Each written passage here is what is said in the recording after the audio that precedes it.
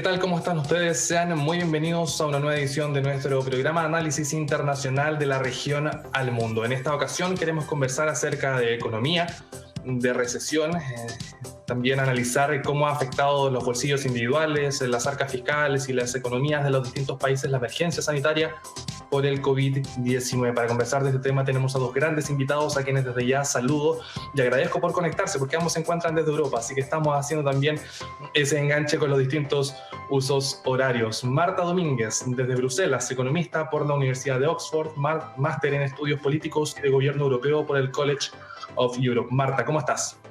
Hola, buenos días, ¿qué tal? Yo aquí desde Bruselas, donde, últimamente está pasando muchas cosas interesantes. Te vamos a preguntar también cómo estás viviendo esta situación desde Bélgica y también saludamos a Enrique Feaz desde Luxemburgo, economista, investigador senior asociado del Real Instituto Elcano y profesor de la universidad. Y Enrique, muchas gracias por aceptar nuestra invitación. Tenemos ahí un problema con el audio, lo vamos a ir solucionando en el camino, Enrique. Pero partamos contigo, Marta.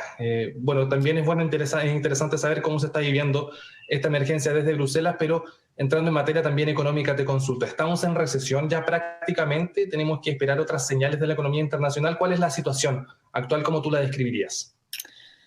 Bueno, es verdad que los datos siempre van con cierto retraso, ¿no? Al final se publican los datos pues, de un trimestre o de una serie de meses con algo de retraso, pero creo que ya está todo bastante claro. Ya los datos del primer trimestre han sido bastante pobres en el mundo entero y al final el primer trimestre solo vio el principio del COVID, ¿no? O sea que eso ya nos dice bastante. Y luego, por ejemplo, los números de desempleo son verdaderamente preocupantes. Por dar un dato así, en Estados Unidos, desde que ha empezado la crisis, tienen 30 millones de desempleados nuevos. Claro. O sea, la situación, digamos que ya se refleja no solo en la bolsa, en indicadores que son más inmediatos, sino en los números macroeconómicos. Luego, más allá de eso, al final hemos vivido unos meses, ¿no?, de cese de actividad en muchos países, en algunos más, otros menos, pero cese ha habido en todas partes. Entonces, en ese sentido, si quieres, el peor punto de la crisis, de manera muy, muy matemática, seguramente ya haya pasado, pero sin embargo ahora ha habido un daño al tejido económico muy gordo y va a continuar a lo largo de los próximos meses y nos queda todavía bastante por delante, pero sí, creo que es difícil decir que no estamos en recesión todavía. Marta, ¿y qué diferencia esta situación económica de la gran recesión de 2008, la que tenemos más fresca en la memoria, partiendo por esa comparación, si es que tenemos que comparar ambos impactos económicos en cuanto a crisis? Bueno, yo creo que hay varias cosas. La primera es que al final esta es una crisis exógena en el sentido, o sea, nos ha venido un shock de fuera, ¿no? Y este shock ha sido enorme, pero ha sido bastante externo, ha sido inesperado y hasta cierto punto es algo que no hemos visto nunca, ¿no?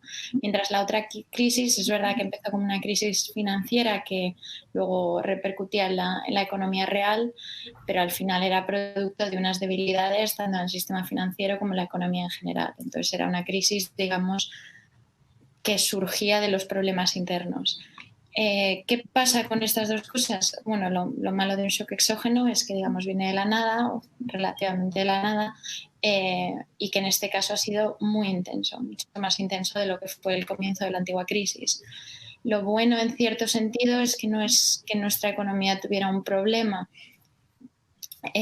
sino que nos ha venido algo de fuera. Entonces, una vez que el shock pase, podría haber una recuperación más rápida. Claro que eso depende hasta qué punto se dañe todo el tejido productivo, ¿no?, en el periodo intermedio. Pero la diferencia gorda yo creo que es que ha sido un shock externo. Luego, en cuanto a números, esta va a ser una caída bastante más grande del PIB y claro, es inevitable. O sea, al final si hay un parón de actividad, un cierre de un montón de partes de la economía, ¿no?, la caída del PIB va a ser muy, muy gorda, entonces en ese sentido va a ser más grande, pero es verdad que va a haber cierta recuperación rápida y el año que viene habrá crecimiento, está el crecimiento casi garantizado, digamos, en ese sentido, mientras que en 2008 la caída fue más leve pero más postergada. Sí. Enrique, ¿tú marcarías algún punto en esta comparación de esta crisis económica por el COVID-19 y también la crisis subprime de 2008? Pues digamos que ha ocurrido al revés, ¿no? La crisis de 2008 fue una crisis fundamentalmente financiera debido a la incertidumbre sobre el estado de determinados activos y el valor de determinados activos, que terminó traduciéndose al sector real. Sin embargo, esta crisis que se produce en este momento es una crisis del sector real, autoinducida por la necesidad de paralizar la economía para evitar una extensión de la pandemia, y por el momento no se ha trasladado al sistema financiero. Esperemos que no termine de hacerlo, ¿no? Ahora bien, Enrique, Marta planteaba el tema de que la posibilidad de recuperar el crecimiento que se vaya a perder en estos meses y a lo mejor durante todo el 2020 está relativamente garantizada. ¿Tú estarías también de acuerdo en plantear quizás una perspectiva futura dentro de toda la dificultad que se aprecia actualmente, quizás con alguna luz de esperanza en términos de crecimiento? Bueno, tengo esperanza, pero no sé si es un poco de wishful thinking. Por mi parte, yo creo que la recuperación podría ser más rápida de lo previsto en la medida en que es posible que la inmunidad sea mayor que la que indican los datos. Si es cierto que al final el contagio ha sido muy inferior a lo que todo el mundo pensaba, entonces es posible que hubiera algún repunte en los próximos meses que retrasaría bastante la recuperación. Hay que tener en cuenta que, aunque esto es una crisis que ha afectado a todo el mundo, digamos, con un mismo factor estructural o un mismo factor que es el virus, está afectando sobre estructuras productivas totalmente distintas. Una industria o un país industrial se puede recuperar relativamente rápido con una demanda que además se podría haber acumulado. Es decir, el coche que no te compras hoy te lo puedes comprar en septiembre. Sin embargo, los servicios, especialmente los servicios personales, no son acumulables. La temporada turística, si no tiene lugar en verano, no tendrá ya lugar, se perderá para siempre. ¿Cuánto tiempo tardarán en recuperarse los viajes? ¿Cuánto tiempo tardarán en recuperarse los restaurantes? Eso depende mucho de cómo evolucione la pandemia, y hasta ahora tenemos demasiada incertidumbre sobre cómo va a funcionar. Si al final no hay repuntes, yo creo que podríamos estar hablando de una recuperación cierta, como decía Marta, ¿no? Pero todo... Sí, Marta tenía un punto. Me gustaría puntualizar nada más, por no pecar de optimista, que es verdad, y estoy primero totalmente de acuerdo con lo que ha dicho Enrique, ¿no? Depende mucho de las estructuras productivas de los países, pero también creo, cuando digo que la recuperación o el crecimiento está garantizado, me refiero que al final ha habido un parón tan gordo durante una serie de meses estos años, que al final el PIB del año que viene, a menos que ocurra una catástrofe, será mayor que el de en la mayoría de los países. Pero claro, eso no significa para nada que vayamos a llegar a niveles de 2019, y bueno, como dice Enrique, depende mucho del país, pero eso no significa que no nos queden años difíciles por delante. Marta, ¿y tú estás de acuerdo también con esta comparación que se hace respecto a esta crisis económica con el gran crash de 1929? Porque también se ha instalado, en términos de lo que es la discusión respecto a la economía, de que estamos viviendo el momento más complejo desde 1929. O sea, ya no tenemos que retrotraernos a otras crisis que tenemos más frescas en la memoria, sino que tenemos que pensar en este gran evento que azotó con fuerza la economía global. ¿Estamos también en presencia de la sucesión de la crisis del 29? A lo mejor tú marcarías algunos matices. Hombre, la verdad es que no soy para nada experta de la crisis del 29. Creo que la comparativa se ha hecho principalmente en Estados Unidos, y creo que es producto más que nada del hecho de que la caída de un montón de indicadores ha sido enorme. Y, por ejemplo, había una portada muy buena del New York Times que te decía el número de desempleo semanal en Estados Unidos, y desde los años 40 o así. Y esta vez era, a lo mejor, no me acuerdo de los números, pero al menos 10 veces mayor de lo que había sido nunca, ¿no? Entonces, creo que en el sentido de caída inmediata, los números asustan, y creo que en Estados Unidos esto se ha vivido de manera especialmente fuerte, porque al final, por ejemplo, si miramos el desempleo en 2008, creo que en 2009 llegaron al 10.0 y ese fue el máximo, mientras que ahora se dice que están ya en el 20. O sea, al final la caída inicial ha sido muy grande. Pero sí creo que tanto en causas como en consecuencias y como en otros aspectos no es necesariamente la mejor comparación. Enrique, ¿cuál es tu mirada respecto a esta comparación que hemos leído en la prensa desde hace ya varios meses? Y yo creo que bueno, nos gusta comparar con otras catástrofes ocurridas a lo largo de la historia, pero creo que se parecen poco. Como muy bien dice Marta, el problema que ocurrió en la crisis del 29 también se derivó de una elevación excesiva de los precios de activos financieros que se corrigieron, es decir, de un mercado recalentado. Es decir, fue también una crisis financiera que luego se tradujo a la economía real, no una crisis real que todavía no se ha traducido a la economía financiera. Y luego, además, tenemos otra cosa muy importante. Dos cosas. Primero, la globalización no funciona como funcionaba entonces, es decir, las consecuencias no son exactamente iguales en unas economías que todavía no estaban tan globalizadas como ahora. Y hay otra gran diferencia, y es que sobre todo los instrumentos de política económica que tenemos en el siglo XXI no tienen nada que ver con los que había en el siglo XIX. Recordemos que en el siglo XIX la expansión del gasto público se consideraba prácticamente anatema, es decir, es la época en la que Keynes dice que es el Estado el que tiene que gastar, y ahora mismo digamos que nadie ha tardado ni 5 minutos en dudar que de esta crisis se va a salir con un elevado gasto público para recuperar la demanda y con toda la artillería financiera monetaria que sea preciso por parte de los bancos centrales. Digamos que en ese sentido hemos aprendido muchísimo más y sabemos cómo se sale de una crisis que puede provocar una deflación. Enrique, si pensamos en los grandes polos económicos de Estados Unidos, China, Europa, tal vez tengan como factor común lo que es la elevación del gasto público, dada la situación de emergencia, que también así lo requiere. Pero, ¿qué diferencia a lo mejor marcarías tú respecto a cómo se abordaría esta crisis y los impactos que esta vaya a tener tanto en Europa, Estados Unidos como China? Hay diversos factores que son distintos, ¿no? Por lo pronto, Europa no funciona como una zona monetaria única y eso es importantísimo. Eso lo ha estudiado Marta fenomenal, como los impulsos fiscales en Estados Unidos, el impulso fiscal es independiente del saldo fiscal de California. En Estados Unidos, en Europa, sin embargo, como no somos una unión política, la capacidad de gasto de cada uno está condicionado por su margen fiscal nacional, lo cual puede terminar significando que al final el gasto medio total sea menor que el necesario y que además se terminen con mayores divergencias reales, se salga más tarde de la crisis que en Estados Unidos y con mayores divergencias reales. Tanto Estados Unidos como China como la Unión Europea, sobre todo la eurozona, comparten la ventaja de tener una moneda que es al mismo tiempo moneda de reserva internacional, con lo cual las limitaciones que tienen al apoyo monetario son relativamente mucho más poderosas, son mucho menores las limitaciones que tienen respecto, por ejemplo, a los países en desarrollo, cuya capacidad de acción monetaria está mucho más condicionada por no tener monedas de reserva, ¿no? Es decir, en ese sentido, los tres poderosos en términos monetarios tienen más margen, incluso fiscal, mientras que los países en desarrollo. Pero en cualquier caso, Europa funciona, por desgracia, no funciona como Japón, no funciona como China, no funciona como Estados Unidos, porque tiene un banco central que casi, en esta ocasión, se ha comportado como un auténtico banco central, pero le ha faltado todavía un poquito.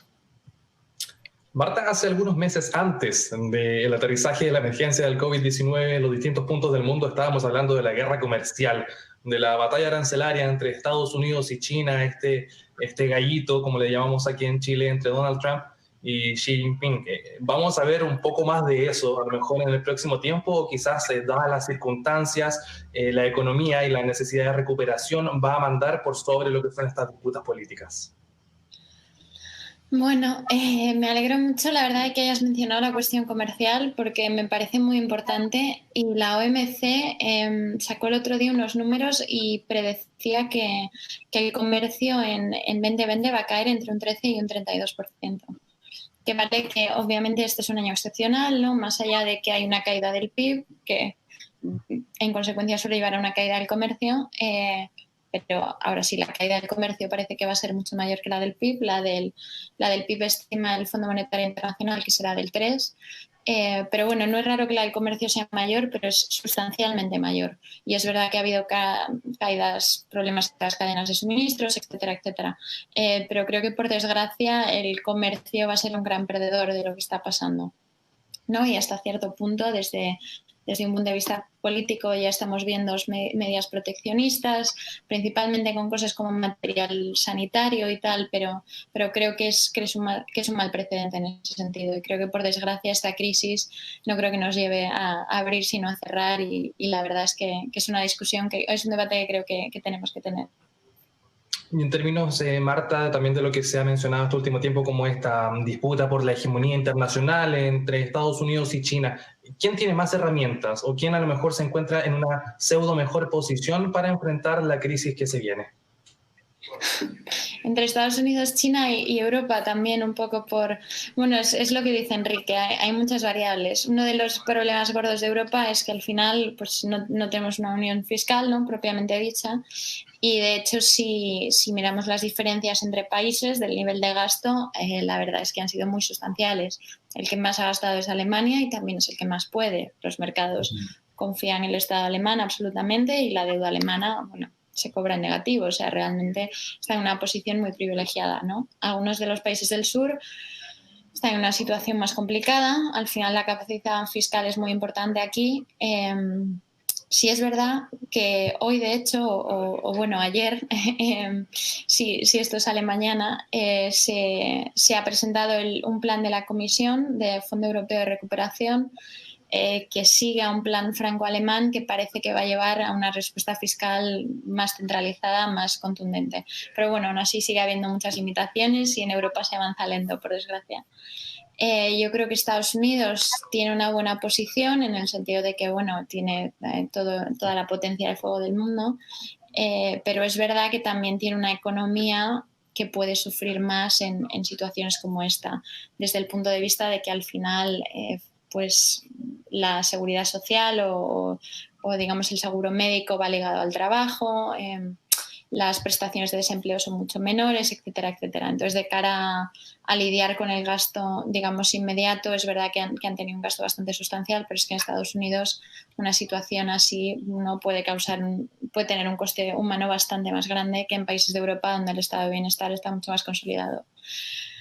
China, bueno, China creo que es un punto medio complicado.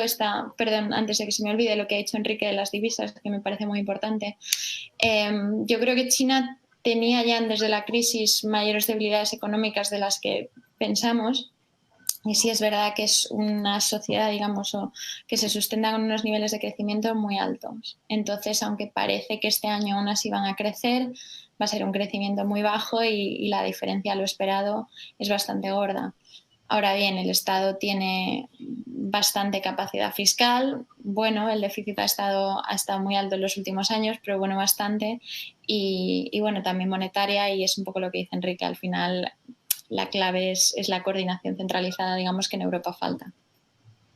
Enrique, ¿qué tenemos que esperar para Latinoamérica en términos de lo que es la crisis económica y la perspectiva futura? También, ¿cuál es tu vaticinio frente a un continente que es precisamente socio comercial de China, de Estados Unidos y de Europa, y que generalmente está recibiendo los coletazos de lo que sucede a nivel de las grandes potencias? Hombre, hay que decir que la crisis llega a Latinoamérica en un mal momento, ¿no? Lleva a una Latinoamérica que llevaba tiempo sin crecer. Es una crisis global que está afectando mucho a los precios de las materias primas, con lo cual pues, muchos países latinoamericanos se van a ver afectados. Los precios del petróleo están por los suelos, una demanda un 30% inferior a la habitual.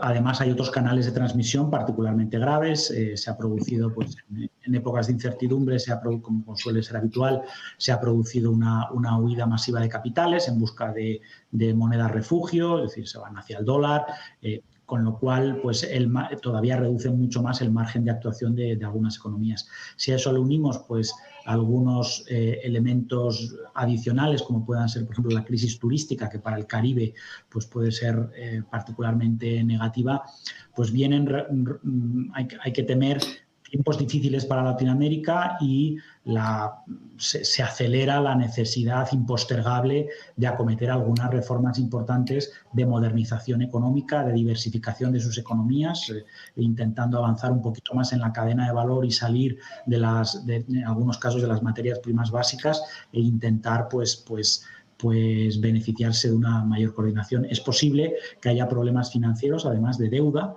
Ya Argentina ya se ha visto, pero podría extenderse por el problema que hemos anticipado. También se echa de menos aquí un poco, desde el punto de vista multilateral, se echa un poco de menos la actitud más firme a nivel internacional del G20, más desaparecido que en la crisis de 2008, donde estuvo realmente activo, ¿no? Yo creo que los desafíos que tiene Latinoamérica requieren una actitud de coordinación internacional suficientemente amplia y una implicación del G20 mayor que la que ha tenido hasta ahora.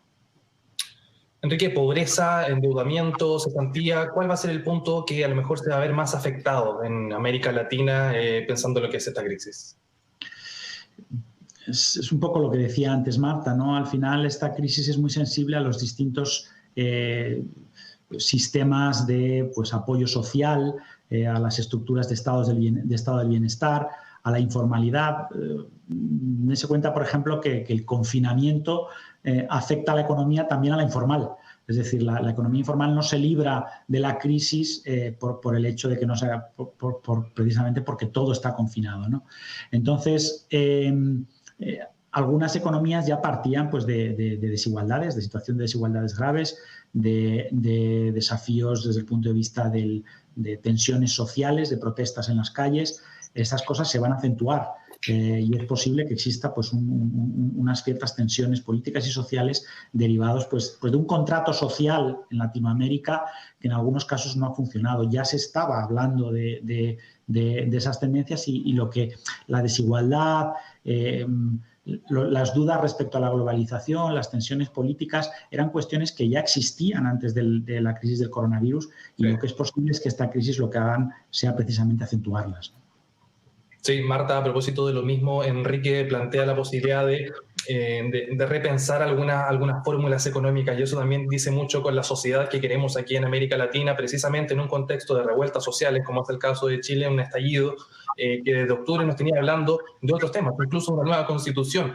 En esa línea, Marta, ¿cómo se resuelve esta situación, este gran debate en un contexto de emergencia cuando la crisis económica también se reúne con la crisis sanitaria y con la crisis social? Sí, bueno, ese es uno de los grandes problemas de estas situaciones, ¿no? Que al final acentúa muchas de las desigualdades. Es verdad que digamos, el virus afecta a todos por igual, pero desde luego la situación económica no, para nada. Y ha acelerado muchas de las discusiones, tanto a nivel nacional, por supuesto de la globalización, desigualdades nacionales, e incluso en Europa hemos vuelto a todos los mismos debates que teníamos en 2008, 2009, 2011. Yo creo que aquí es donde la capacidad fiscal y en general la capacidad para reaccionar es bastante importante, o sea, más allá de reformas mayores, porque al final es un poco lo que estábamos diciendo antes, este es un shock muy gordo, pero al final hasta cierto punto es temporal. Ahora bien, ¿cómo protegemos las estructuras que tenemos mientras tanto para que el deterioro que les cause no lleve una recesión muy profunda cuando el shock pues digamos se acabe, pero la economía que emerja de ese shock esté mucho más débil? Entonces en eso la capacidad fiscal hace una diferencia enorme y creo que desde luego pone en evidencia la importancia de poder reaccionar de manera contundente, de prevenir que el cierre de empresas, el desempleo a largo plazo y de apoyar a la población sin ingresos, digamos, durante el periodo de shock. Y entonces, bueno, las diferencias entre países están muy claras. El Estado sin duda ha intervenido y tiene que intervenir en este contexto de crisis, Marta. Sin embargo, también se abre el debate sobre la participación permanente del Estado en distintos sectores de la economía donde actualmente no lo hacía.